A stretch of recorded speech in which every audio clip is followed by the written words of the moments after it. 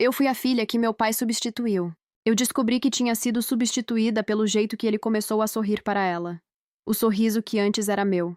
Meu pai sempre foi meu porto seguro. Pelo menos era isso que eu acreditava. Ele me chamava de parceira. Dizia que eu era a única que o entendia dentro daquela casa. Eu cresci ouvindo que nós dois éramos parecidos demais para dar errado. Quando meus pais se separaram, eu tinha 12 anos. E no meio do caos, ele me puxou para perto e disse: Agora somos nós dois. Eu levei aquilo como promessa. Eu virei a filha compreensiva. A que não dava trabalho. A que entendia os atrasos, as ausências, os cancelamentos de última hora. Ele dizia que estava cansado, que estava reconstruindo a vida. E eu entendia. Sempre entendia. Até o dia em que ele conheceu ela. No começo, eu tentei gostar. Tentei ser madura. Tentei não parecer ciumenta. Ele parecia feliz, e eu queria ser a filha que apoia. Mas, aos poucos, algo mudou. As ligações diminuíram. Os finais de semana ficaram incertos. As conversas passaram a ser apressadas. Quando eu falava de algo importante para mim, ele respondia distraído. Mas quando ela falava, ele escutava com atenção total. Eu percebia detalhes. Ele passou a usar um tom mais paciente com ela do que usava comigo. Começou a elogiá-la por coisas que sempre criticou em mim. Começou a fazer por ela coisas que dizia não ter tempo de fazer comigo. E eu comecei a sentir uma coisa feia. Inveja. Não da mulher, mas da prioridade. Eu não queria competir. Mas parecia que eu estava perdendo uma disputa silenciosa. O pior não foi ele se apaixonar. Foi ele parar de me enxergar como essencial. Eu deixei de ser parceira. Passei a ser minha filha. E isso soa normal, mas para mim foi queda livre. Porque eu cresci acreditando que eu ocupava um lugar único. E de repente esse lugar estava ocupado por outra pessoa. E ninguém me preparou para o que dói ser substituída pelo próprio pai. No começo, eu tentei racionalizar. Adultos se apaixonam. Adultos refazem a vida. Eu repetia isso para mim como um mantra, como se maturidade pudesse anestesiar o abandono que eu começava a sentir. Mas a sensação não era sobre ele namorar. Era sobre eu desaparecer. Antes, ele me ligava toda noite. Perguntava do meu dia. Me chamava para ver filmes no fim de semana. Criou pequenas tradições que eram só nossas. Lanche de sexta, piadas internas, mensagens aleatórias no meio da tarde. Depois dela, essas coisas foram ficando raras. Hoje não posso, já tenho compromisso. Vamos remarcar. Você entende, né? Eu sempre entendia. E esse era o problema. Eu entendia tanto que comecei a me silenciar. Quando eu dizia que estava com saudade, ele respondia: Você já está grande. Grande. Como se crescer anulasse a necessidade de vínculo. Como se amadurecer significasse não sentir. Eu comecei a observar o jeito que ele falava dela. O brilho nos olhos, a empolgação nos detalhes. Ele fazia planos com ela. Sonhava em voz alta. Comigo, as conversas passaram a ser práticas. Como estão as notas? Está precisando de dinheiro? Tudo certo com sua mãe? Era funcional. Mas não era conexão. Eu percebi que tinha sido promovida à responsabilidade. E rebaixada emocionalmente. Ele não brigava comigo. Não era rude, não era cruel. Ele apenas não estava mais ali. E a ausência constante cria um vazio diferente de conflito. Você não tem contra o que lutar. Só tem que aprender a lidar com o espaço vazio. Um dia, eu fui até a casa dele sem avisar. Eu só queria surpreender, como fazíamos antes. Quando cheguei, ouvi risadas. A risada dele. Aquela risada leve que eu lembrava da infância. Ele estava na cozinha com ela, abraçando por trás, falando baixo, sorrindo daquele jeito que antes era reservado para nossos momentos. Ele me viu, sorriu, mas foi um sorriso diferente, educado, não cúmplice. E ali, pela primeira vez, eu senti claramente. Eu tinha sido substituída como prioridade emocional. Não oficialmente, não declarado, mas na prática. Ele começou a dizer coisas como: Você precisa respeitar meu espaço. Não pode depender só de mim. Eu nunca dependi financeiramente. Eu dependia afetivamente. E essa dependência tinha sido incentivada por ele. Ele me chamou de parceira. Ele me colocou nesse lugar. E agora eu precisava aprender a sair sozinha. Sem aviso prévio. sem manual. Eu comecei a me perguntar se eu tinha inventado nossa conexão, se eu tinha exagerado a importância que eu achava ter, porque dói menos achar que você entendeu errado, do que aceitar que alguém escolheu reduzir seu espaço na própria vida. E aos poucos eu fui ficando mais quieta. Não por maturidade, mas por autoproteção.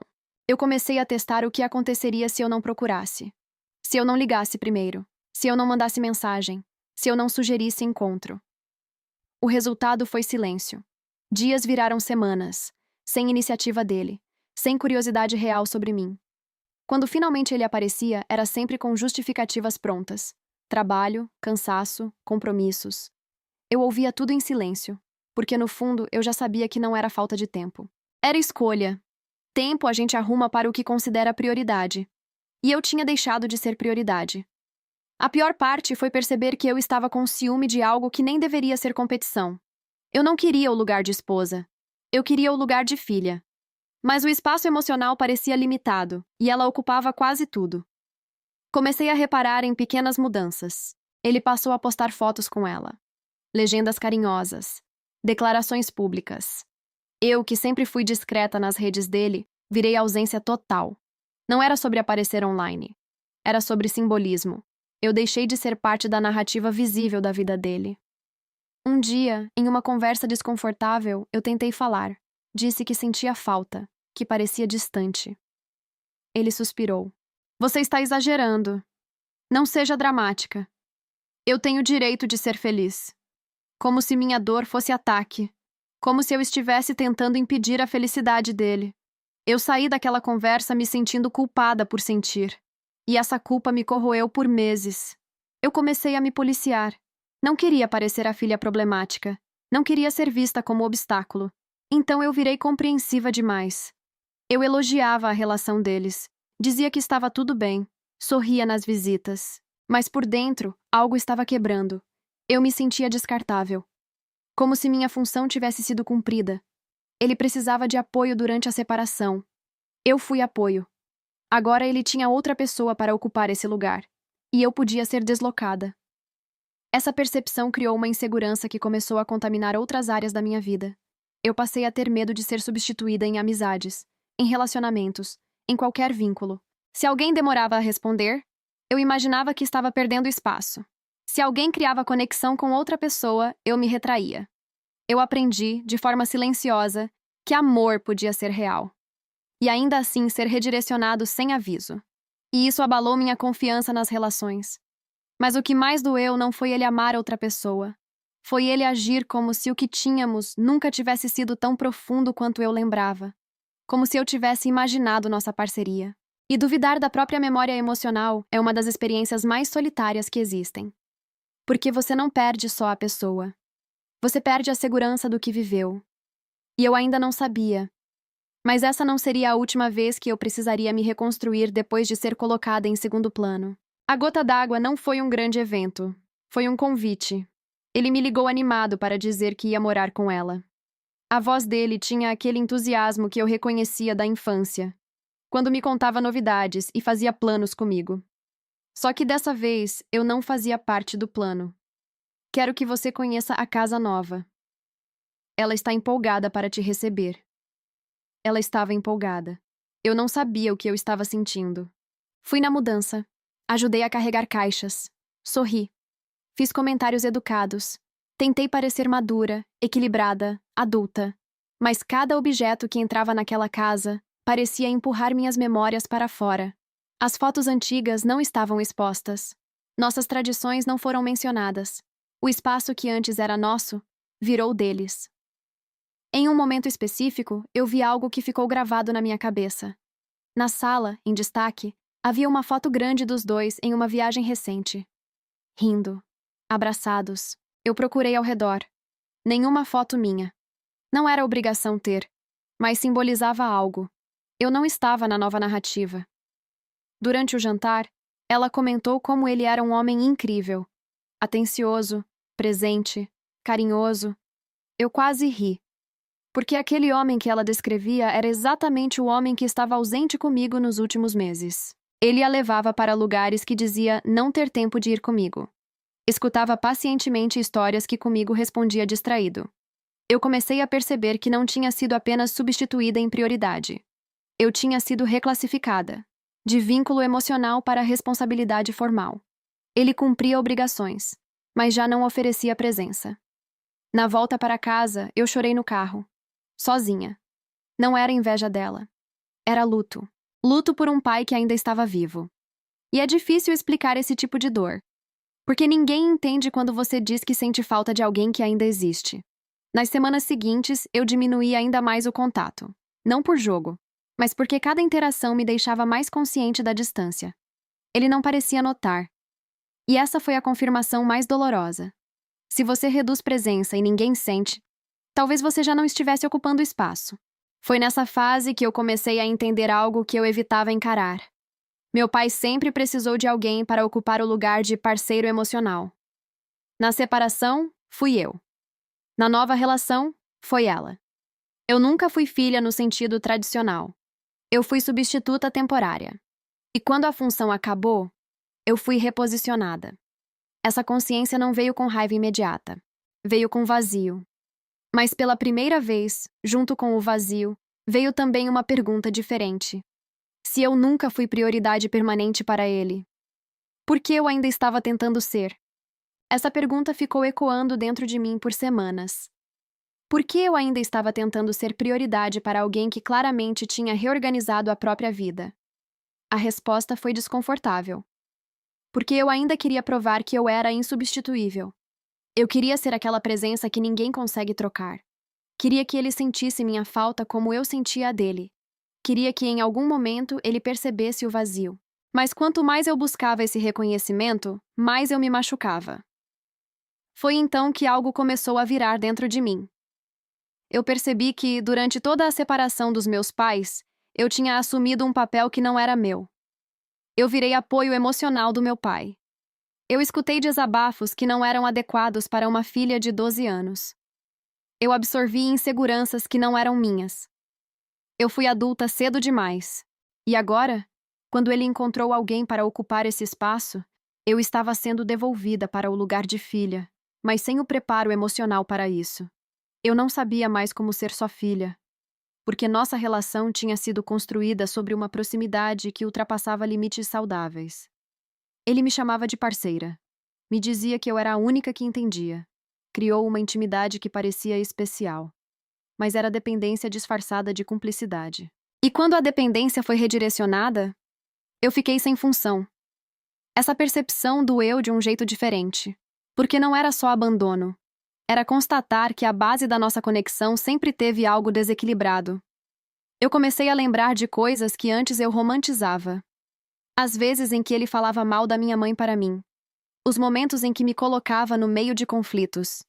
As decisões que me fazia sentir responsável por apoiar. Eu não era apenas filha. Eu era confidente. Era mediadora. Era apoio emocional. E nenhuma criança deveria carregar isso.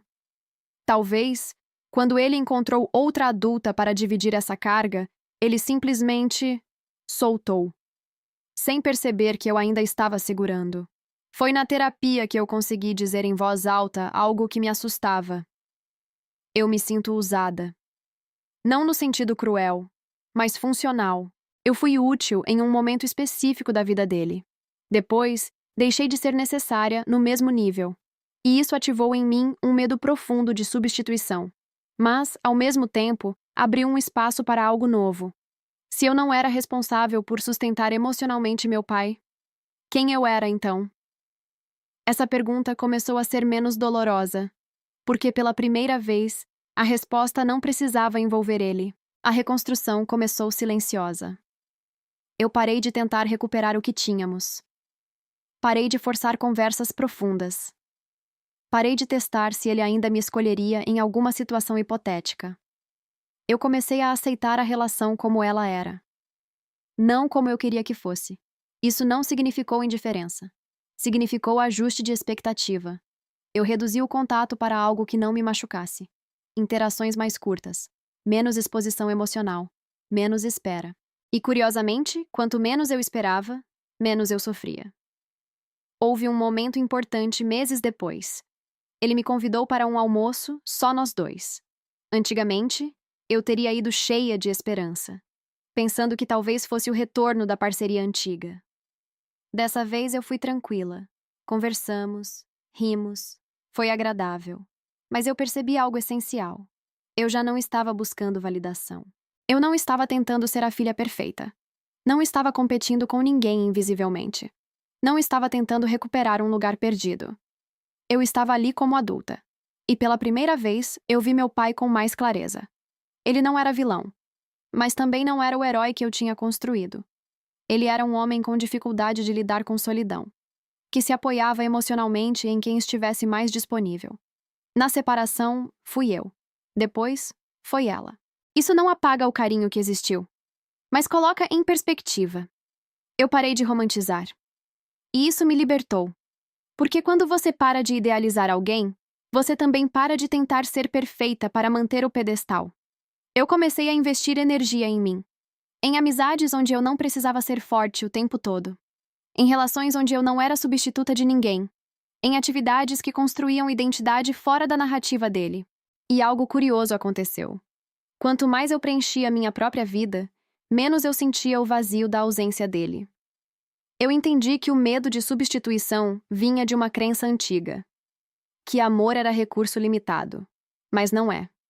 O que é limitado é disponibilidade emocional de algumas pessoas. E isso não é reflexo do meu valor. Eu não fui substituída porque não era suficiente. Eu fui deslocada porque a dinâmica mudou. E finalmente eu estava aprendendo a não medir meu valor pela posição que ocupo na vida de alguém. O último teste veio quando ela engravidou. Eu soube pela rede social. Uma foto dos dois segurando um exame positivo, legenda emocionante, promessas de recomeço, frases sobre a família que estamos construindo. Família que estamos construindo. Eu fiquei olhando aquela frase por minutos. Não era sobre o bebê. Não era ciúme de uma criança que ainda nem tinha nascido. Era o símbolo definitivo de que eu era capítulo anterior. Eu não fazia parte da construção. Eu fazia parte da história. E história às vezes vira rodapé. Ele me ligou depois, animado. Queria saber minha reação. Queria entusiasmo. Eu respirei fundo antes de atender. Parabéns. Que venha com saúde. Estou feliz por você. E eu estava de verdade desejando saúde. Mas, ao mesmo tempo, senti um encerramento interno. Porque naquele momento ficou claro que o lugar que eu ocupava na vida dele tinha sido oficialmente reorganizado. E eu precisava reorganizar meu coração também. Nos meses seguintes, as conversas giravam em torno do bebê. Preparativos. Expectativas. Eu escutava. Participava quando perguntada. Mas eu já não tentava competir com o futuro. Eu percebi algo essencial. Eu estava esperando que ele percebesse minha dor sozinho. Que ele intuísse a perda que eu senti. Que ele viesse me tranquilizar. Mas ele não veio. E talvez nunca viesse. Não porque não se importasse, mas porque ele não enxergava o impacto da forma como nossa relação foi construída e depois redirecionada. Esperar essa validação estava me prendendo. Então eu fiz algo que mudou tudo. Eu parei de esperar reconhecimento pela perda. Eu reconheci sozinha. Eu me permiti sentir que foi doloroso, que foi confuso, que foi injusto em alguns momentos. Mas também me permiti entender que eu não precisava continuar vivendo na sombra dessa reorganização. Quando o bebê nasceu, eu fui visitar. Segurei aquela criança pequena nos braços e senti algo inesperado. Leveza. Não havia competição ali. Não havia substituição real. Havia apenas ciclos diferentes. Eu não era menos filha porque ele estava começando outra fase. Eu só não era mais o centro emocional. E talvez nunca devesse ter sido. Ali, segurando aquele bebê, eu percebi que minha identidade não estava mais amarrada à posição que eu ocupava na vida do meu pai. Eu era maior do que esse papel. E isso não me diminuía. Me libertava. Demorou anos para eu conseguir contar essa história sem sentir aquele aperto no peito. Não porque eu ainda estivesse com raiva, mas porque eu precisei ressignificar o que significava ser filha. Durante muito tempo, eu confundi intensidade com importância. Achei que por ter sido chamada de parceira, eu ocupava um lugar especial demais para ser alterado. Mas hoje eu entendo. Eu fui importante em um momento específico da vida dele. E isso não deixa de ser real só porque mudou depois. O erro não foi ele amar outra pessoa. O erro foi eu ter assumido um papel que nunca deveria ter sido meu. Eu não deveria ter sido o apoio emocional principal de um adulto. Não deveria ter sido confidente de problemas conjugais. Não deveria ter sido colocada como substituta temporária de solidão. Eu era criança. E quando a dinâmica mudou, eu senti como abandono o que na verdade era uma reorganização mal resolvida. Isso não invalida minha dor, mas muda a forma como eu me vejo dentro da história. Eu não fui trocada por ser insuficiente. Eu não fui deixada de lado por falta de valor. Eu simplesmente deixei de ocupar um espaço que nunca foi saudável para mim ocupar. Hoje, minha relação com meu pai é estável. Sem idealização, sem dependência, sem disputa silenciosa. Eu não espero mais ser prioridade emocional. E, curiosamente, isso trouxe mais paz para o vínculo, porque eu parei de medir amor por intensidade. Eu aprendi algo essencial nesse processo. Ser substituída dói quando você acredita que seu valor depende da posição que ocupa na vida de alguém. Mas quando você constrói identidade própria, as posições deixam de definir quem você é. Eu não sou a filha substituída. Eu sou a filha que cresceu, que entendeu limites, que reconheceu desequilíbrios, que parou de buscar validação onde não havia consciência suficiente para oferecer. Hoje, se alguém entra na vida de alguém que eu amo, eu não entro em alerta automático, porque eu já não confundo presença com permanência. Amor saudável não exige exclusividade emocional, e vínculo maduro não se sustenta em dependência. Eu deixei de ser substituta. Eu deixei de ser extensão. Eu virei pessoa. E isso foi maior do que qualquer lugar que eu já ocupei na vida dele. Se você gostou do vídeo, deixe o like e se inscreva para mais.